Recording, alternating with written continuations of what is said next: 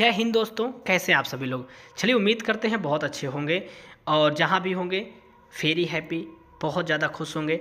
मेरी वीडियो को आप पूरा देखिएगा। देखने के बाद यदि वीडियो अच्छी लगती है तो ज़रूर चैनल को सब्सक्राइब करिएगा और बेल आइकन भी दबाइएगा ताकि जब भी कोई मैं नई वीडियो अपलोड करूँगा उसकी नोटिफिकेशन आपको मिल जाएगी।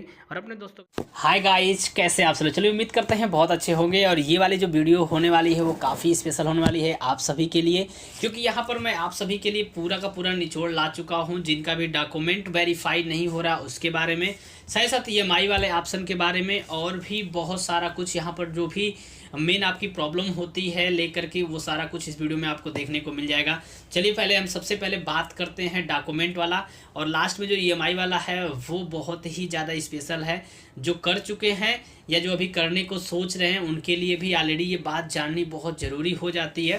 तो चलिए, पहले हम बात करते हैं डॉक्यूमेंट वेरीफाई क्यों नहीं हो पा रहा है, क्यों बार बार फेल हो रहा है, क्यों ऑप्शन नहीं आ रहा है, क्यों दिक्कत हो रही है, अपलोड क्यों नहीं हो पा रहा है। तो कुल मिला जुला करके यहाँ पर अगर बात की जाए तो यहाँ पर गलती आपकी नहीं है। न तो ऐसा नहीं कि आपको अपलोड नहीं करना आता है या अपलोड करने का आप ढंग नहीं जानते हैं।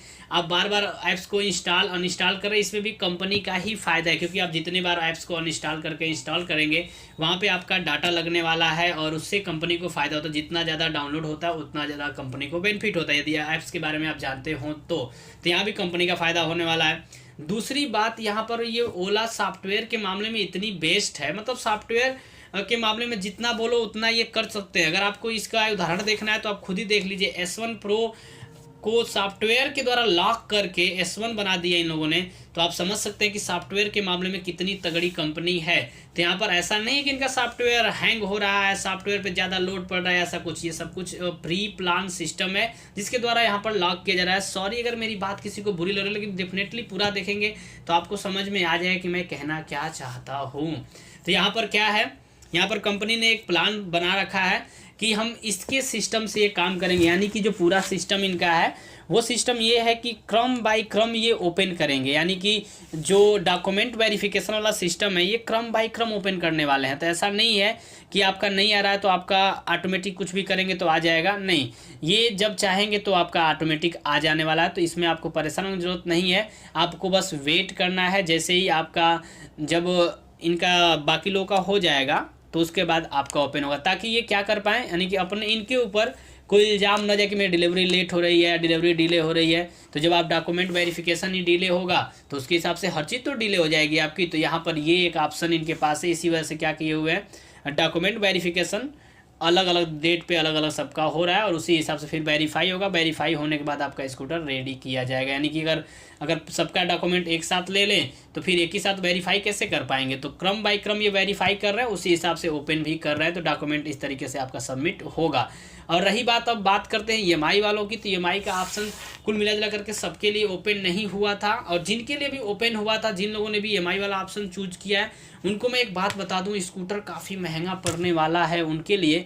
तो यहाँ पर भी ये वाली बात भी सोचने वाली है, क्योंकि यहाँ पे 30 से 40,000 एक्स्ट्रा रुपए आपको पे करने पड़ेंगे EMI के नाम पर। तो काफ़ी ज़्यादा महंगा स्कूटर पड़ जाएगा। यदि किसी को एक 140 का स्कूटर पड़ा, यानी 1,40,000 का स्कूटर पड़ रहा है, तो यहाँ बात करें तो 1,80,000 70,000 आराम से पड़ जाएगा। हमारे यहाँ अगर स्कूटर की बात करें तो हमारे यहाँ स्कूटर लगभग 2 लाख के आसपास भाई चला जाता है, यानी कि 40,000 के आसपास यहाँ पर बात करें तो ये पड़ जाएगा कहीं, या तो 30,000। अलग अलग बैंकों का अलग अलग है।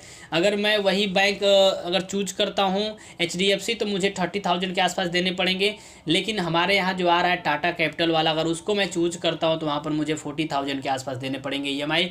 मतलब कुल मिला जुला करके मेरे यहाँ स्कूटर की जो कीमत है 1,57,700 कुछ रुपीज़ है। मतलब कुल समझ लीजिए आपकी 1,60,000 एंड 40,000 अगेन, तो कुल मिला के आपका हो ही जाता है स्कूटर की कीमत 2 लाख के आसपास। तो ये यहाँ पर है। तो मेरे हिसाब से अगर आपके पास बैलेंस नहीं है तो आप EMI वाला ऑप्शन रिक्वेस्ट है कि न चूज करें तो ही बेटर होगा, क्योंकि मैं तो कभी भी चूज नहीं करने वाला हूँ। और दूसरी बात, यहाँ पर आपको रुकना चाहिए। अगर आपके पास पैसे नहीं है तो कौन सी बहुत हड़बड़ी है, कौन सा बहुत पर प्रॉब्लम है कि आपको नहीं स्कूटर अभी चाहिए। यदि आपके पास बिल्कुल स्कूटर नहीं है और आपके पास बहुत ज़्यादा इंपॉर्टेंट है, इस स्कूटर की बहुत ज़्यादा ज़रूरी है, तो आप डेफिनेटली जा सकते हैं, बुक कर सकते हैं। लेकिन अगर आपके पास टाइम है, आपके पास वेट करने का वक्त है, तो आप डेफिनेटली रुकिए। लगभग जून जुलाई तक आप रुक जाएंगे तो तब तक मुझे जहाँ तक उम्मीद है आपके पास अच्छे खासे पैसे भी हो जाएंगे, जिसकी तरह मतलब आप फुल पे पेमेंट करके दे पाएंगे। और अगर उस टाइम तक नए ऑप्शन भी आपके पास आ जाएगा, ये भी एक ऑप्शन रहेगा। दूसरी बात, आप स्कूटर को अच्छे से देख पाएंगे, समझ पाएंगे अभी स्कूटर में क्या क्या प्रॉब्लम और क्या क्या दिक्कतें आ रही है, क्योंकि यहाँ पर हम बात करते स्कूटर में काफ़ी ज़्यादा अभी दिक्कत और प्रॉब्लम आ रही है। अभी तो स्कूटर ठंडी में बिका हुआ है, सारा स्कूटर ठंडी में ही बिक रहा है। गर्मी और बरसात में इसका भी तो देखना है कि कैसा ये एक्चुअली किस तरीके से वर्क करता है स्कूटर, तो ये भी आपको देखना बहुत ज़रूरी हो जाता है, क्योंकि आप पैसे दे रहे हैं यहाँ पर। तो यहाँ पर ये किसी सद्भावना या कोई मोटिवेशन वाली बात नहीं कि भाई इंडियन कंपनी है तो हम उसको बहुत ज़्यादा बढ़ावा देंगे, उसके लिए अपने पैसे बर्बाद करेंगे, ऐसा कुछ भी नहीं। जो कंपनी अच्छा करेगी उसको हम अच्छा बोल सकते हैं। तो कुल मिला के यहाँ पर बात इतनी सी है कि आपको थिंकिंग करना है पर्सनली कि आपके लिए क्या बेटर है, क्या बेटर नहीं है। तो एक बार आप सोच करके देखिए कि अगर आपको फुल पेमेंट करना अच्छा लग रहा है तो आप कर सकते हैं, या EMI लेना अच्छा तो वो भी कर सकते हैं। मैं किसी को फोर्स नहीं कर रहा हूँ, लेकिन मेरे हिसाब से देखा जाए तो रुकना चाहिए, क्योंकि अभी देखिए मैं तो ऑलरेडी यूट्यूबर हूँ। अगर मैं रुक सकता हूँ तो आप तो भाई चलाने के लिए ले रहे हैं, तो आपको तो रुकना ही चाहिए मेरे हिसाब से। अगर आपके पास पेमेंट नहीं है तो लोन भी लेना क्या मतलब भाई। अगर 15-20 हज़ार रुपये आप एक्स्ट्रा देते हैं कहीं और, तो 15-20 हज़ार रुपये की कीमत होती है यहाँ पर, ये बात एक मायने रखती है। तो आप या तो आप किसी से पैसा ले सकते हैं उधार, लेकिन क्या मतलब है उधार लेने का। एक स्कूटर के लिए पैसा उधार लेना भी लाजमी नहीं लगता मुझे, जहाँ तक देखा जाए। तो मैं चाहता हूँ कि अपने पर्सनली जेब से लिया जाए तो अच्छा है। तो उसके लिए आप पहले अर्निंग कर लीजिए उतनी, उसके बाद से ले लीजिए। और दूसरी बात, तब तक आप कहते हैं कि अर्निंग करेंगे तो मेहनत की कमाई है ना, मेहनत की कमाई जो होती है वो ऐसे का गलत तरीके में कहीं चली जाए या गलत तरीके से फंस जाए तो फिर बड़ा अफसोस होता है उस चीज़ का। तो ये भी आपको एक बार सोचना है। तो मेरे हिसाब से अगर देखा जाए तो आप थोड़ा सा वेट कर लेंगे तो आपको स्कूटर के बारे में सब कुछ पता चल जाएगा, और उसके हिसाब से आप फिर थिंकिंग कर पाएंगे क्या चीज़ सही है, क्या चीज़ नहीं सही है। और दूसरी बात आपको बताएं, अगर आप ट्विटर पे जा करके सो देखते हो कि वाह क्या कमेंट आ रहा है, क्या स्कूटर है, क्या ही लोग बड़ाई कर रहे हैं, तो मैं आपको बताऊं उन लोगों की बातें जो है ना, देखिए स्कूटर जो ले रहे हैं फर्स्ट इंप्रेशन में, क्योंकि इसकी बिल्ड क्वालिटी, इसका देखने का नज़रिया, बाकी सब कुछ सही है। अभी मैं लास्ट में बताता हूँ क्या क्या प्रॉब्लम है। तो लगता है कि सब कुछ सही है, इसकी वजह से लोग कमेंट करते हैं, और उसी कमेंट को ओला क्या करता है, रीट्वीट करता है। अगर किसी ने गलत कमेंट कर दिया, कुछ गलत बातें कर दी, तो ओला उसे रीट्वीट नहीं करता। मेरा एक बार रीट्वीट हुआ था, जो मैंने बात कर देखी, उसको फिर से वापस डिलीट कर दिया कंपनी ने। तो ये चीज़ भी तो है, मतलब लगे हुए हैं लोग, इनके कर्मचारी इस ट्विटर पर भी, तो गलत चीज़ें ट्वीट नहीं की जाती है। मतलब वो अगर मैसेज आप इन्हें देते हैं तो ये मैसेज आपका वापस फॉरवर्ड नहीं करेंगे। अगर आपकी ओला की बड़ाई आप कर रहे हैं, कुछ ऐसा बोल रहे हैं, तो ये तुरंत उसको रीट्वीट करते हैं। मतलब एक्टिव तो हैं, लेकिन उनके लिए नहीं जो गलत कुछ कह दें, जो सही, मतलब स्कूटर अगर गड़बड़ है तो गड़बड़ बोल दिए तो कौन सी बड़ी बात है, लेकिन उसको नहीं रीट्वीट करते हैं। तो दूसरी बात आपको बताएं, अभी यहाँ पे अभी तक के स्कूटर मतलब चलने के डेट में क्या क्या कमी है। तो दिसंबर, जनवरी, 2 महीने हो गए ना लगभग, अगर देखा जाए तो हाँ 15 दिसंबर से अगर देना स्टार्ट किए, तो आज की जो तारीख है वो आपकी है, आज मैं जो वीडियो बना रहा हूँ ये 27 तारीख, तो इतने दिन हो चुके हैं अभी 27 जनवरी। तो कुल मिलाकर अभी 2 महीने भी कंफर्म नहीं, 2 महीने, हाँ 2 महीने 15 जितना भी हो, तो क्योंकि 15 इधर जोड़ेंगे, उसका 15 इसका 15, 1 महीना होगा, और 1 महीने, हाँ 2 महीने अभी नहीं हुए, लेकिन हो जाएगा 2 महीना जल्दी। तो इतने दिन में इतनी सारी प्रॉब्लम आ चुकी है, वो क्या क्या प्रॉब्लम है फटाफट से देखते हैं। तो यहाँ पे पहली जो प्रॉब्लम है ये हैंडल लॉक वाली प्रॉब्लम है। हैंडल लॉक का मतलब अगर हैंडल एक बार लॉक हो जाता है किसी का, तो वो अनलॉक ही नहीं हो रहा है, ऐसी प्रॉब्लम आ रही है। दूसरा क्या है कि कभी कभी किसी का लॉक ही नहीं हो रहा है, तो ऐसा भी प्रॉब्लम सुनने को मिल रहा है। कहीं कहीं इशू शो हो रहा है कि डिस्प्ले वर्किंग नहीं कर रहा है। मैं ये वाली वीडियो डालूंगा क्लिप साइड में, एक बार देखिएगा।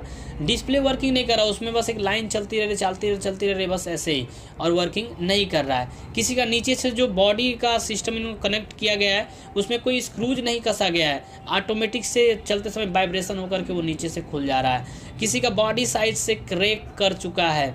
इतने दिन में ही ये सारी प्रॉब्लम्स अभी आपको देखने को मिल चुकी हैं। और भी बहुत सारी प्रॉब्लम है यहाँ पर।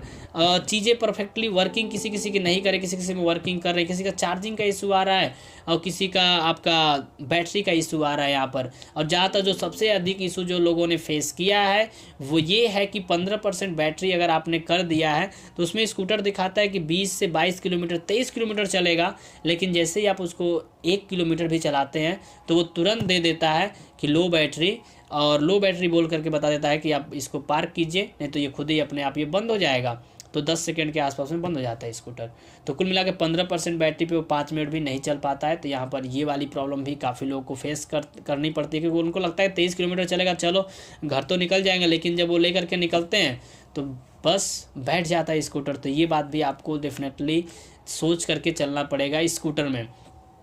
इसके अलावा यहाँ पर बात करें तो सही से लॉक मैकेनिज्म नहीं है इनका। जो नॉर्मल मोड पे होता है वो 90 तक पहुँच जाता है, स्पोर्ट मोड में 95 तक पहुँच जाता है। तो ये दोनों मोड, नॉर्मल मोड का मतलब होता है नॉर्मल एटलीस्ट 40-45 तक जाना चाहिए, लेकिन यहाँ पे काफ़ी ऊपर जा रहा है स्कूटर, जो कि एक अच्छी बात नहीं है। बैटरी ड्रेन इससे ज़्यादा हो जाती है।